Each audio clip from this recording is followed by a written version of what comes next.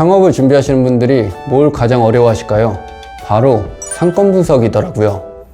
현재 저는 카페 컨설팅 회사를 운영하고 있지만 오랫동안 바리스타 학원도 운영한 적이 있는데요. 제가 그곳에서 얼마나 많은 예비 창업자분들을 만나봤겠습니까?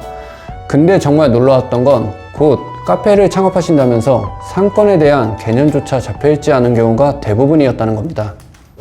상권을 파악하는 방법이 뭘까요? 정말 쉽습니다. 그곳에 다니는 사람들이 어떤 사람들인지 파악하면 됩니다. 상권 파악을 하는 방법은 상가의 위치보다 그곳에 다니는 사람들이 어떤 사람들인지 파악하는 것이 중요합니다. 예를 들어 볼까요?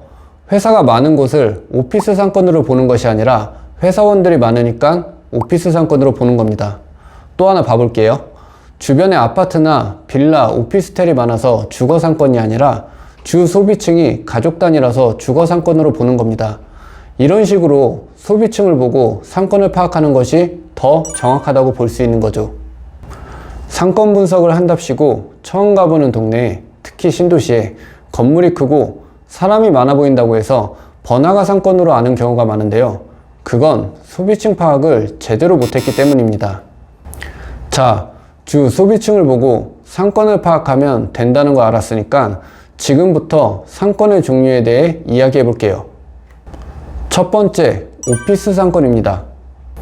오피스 상권의 주 고객층은 당연히 직장인들이겠죠. 그럼 오피스 상권에서는 언제 가장 큰 매출이 일어날까요? 바로 점심시간이겠죠. 그리고 출퇴근 시간에도 나름 괜찮은 매출이 일어납니다. 그렇다면 오피스 상권의 장점은 뭘까요? 바로 피크 시간대가 정해져 있다는 겁니다. 여기서 피크 시간대가 정해져 있다는 게 왜 장점이냐고 생각하시는 분들이 계시는데 카페를 운영하신 분들은 알 거예요. 이게 엄청 큰 장점이란 걸요. 왜냐하면 그 시간에만 파트타이머를 한두 명만 더 고용하면 되기 때문입니다. 오피스 상권은 매출의 기복도 아주 심하지 않습니다. 또한 막가 가격으로 승부를 볼 수 있으며 큰 규모의 매장이 필요하지 않습니다. 단점을 말씀드리자면 주말에 장사가 잘 안 되고 휴일이 많아지면 매출에 타격이 있다는 겁니다. 또한 카페 창업 시 대부분의 좋은 자리는 권리금이 높은 편입니다. 저는 개인적으로 카페를 여러 개 한다면 오피스 상권 카페를 여러 개 운영하는 게 제일 안정적인 것 같고 주변에도 그런 분들이 실제로 많습니다. 두 번째, 주거 상권입니다. 주 고객층은 오후 5시 전에는 주부분들이며 퇴근 이후에는 학생, 가족 단위 등 근처 주거하시는 분들이 소비를 하는 편입니다. 여러분들이 진짜 많이 하는 착각 중에 하나가 신도시에 큰 건물이 있고 유동인구가 많다고 해서 번화가 상권이라고 생각하는 건데요. 번화가 상권이 아니라 주거 상권으로 봐야 합니다.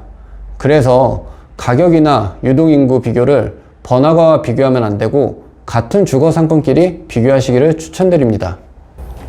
주거 상권의 장점으로는 임대료 부분이 타 상권에 비해 저렴한 편이에요. 신도시 같은 경우 주말에 장사가 더 잘 되는 경우도 많고 출퇴근 역세권 같이 복합 상권 같은 경우 출퇴근 손님을 끌 수도 있다는 장점이 있겠죠. 단점으로는 계절과 경기를 제일 많이 타는 상권 중에 하나입니다. 또한 진입장벽도 낮아서 경쟁사가 진입할 확률도 높습니다. 주거 상권의 창업을 계획하고 있다면 좌석이 있는 카페가 유리한 편입니다. 물론 어느 상권이든 커피 전문점은 좌석이 없는 것보다는 있는 게 훨씬 유리합니다. 하지만 주거 상권은 그 역량이 타 상권에 비해 큰 편이에요. 개인적으로 봤을 때 가장 오픈을 많이 하기도 하고 가장 폐업이 많은 곳도 주거 상권이 아닐까 조심스럽게 이야기해 봅니다. 세 번째, 번화가 상권입니다. 번화가 상권은 복합적인 고객이 대다수입니다. 번화가 근처에 오피스, 주거가 모두 있는 경우도 많습니다. 그럼 어떤 것으로 번화가 상권이라는 것을 알 수 있을까요? 그건 바로 사람들이 약속을 잡고 모이는 장소를 보시면 됩니다. 가장 큰 특징 중 하나가 근처 동네에 인구가 유입되는 경우가 많다는 건데요. 여러 상가가 밀집되어 있고 여러 종류의 매장이 들어와 있기 때문에 번화가 한 곳에서 모든 걸 해결할 수 있죠. 번화가 상권의 장점으로는 유일하게 겨울에도 장사가 잘 되며 주말에는 유동인구가 더 많아 주말에도 장사가 잘 됩니다. 또한 어디 번화가 맛집이나 어디 번화가 카페 이런 검색수도 많아 마케팅에서 대박이 날 확률 또한 다른 곳보다는 높습니다. 단점으로는 너무 높은 권리금, 비싼 임대료, 많은 경쟁사, 대형 프랜차이즈들의 입점, 대형 업체들과의 경쟁 등이 있습니다. 번화가 상권은 개인적으로 장사 경험이 없으신 분들이 들어가는 것은 비추천합니다.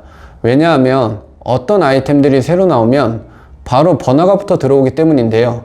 그 말은 즉 트렌드 변화에 가장 민감하며 마케팅이나 기획, 브랜딩 등이 꾸준히 성장하지 않으면 오래 살아남는 것이 쉽지 않거든요. 자, 상권에 대해서 조금은 감이 오시나요? 어떤 장사를 하든 제일 먼저 선택해야 하고 제일 중요한 선택도 상권이라고 생각합니다. 막상 오픈은 했는데 장사가 안 되는 것은 그 누구도 책임져 주지 않습니다. 창업을 하시기 전에 꼭 공부하시고 많은 전략과 계획을 세우고 준비하시길 바랍니다. 카페 창업랩의 권하준이었습니다. 감사합니다.